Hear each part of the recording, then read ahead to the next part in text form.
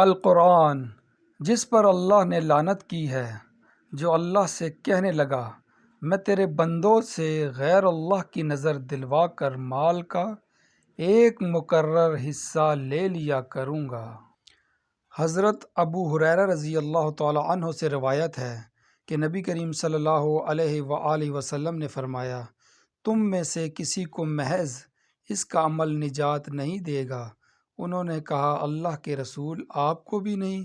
آپ صلی اللہ علیہ وآلہ وسلم نے فرمایا، میں بھی نہیں، الا یہ کہ اللہ تعالیٰ مجھے اپنی رحمت کے سائے میں لے لے۔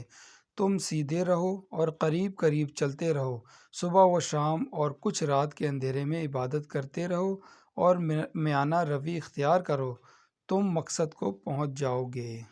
حضرت علی رضی اللہ تعالی عنہ نے فرمایا، کسی سے محبت کرنے سے پہلے اپنے دل کو قبرستان بنا لو تاکہ اس کی چھوٹی چھوٹی غلطیوں کو دفنا سکو۔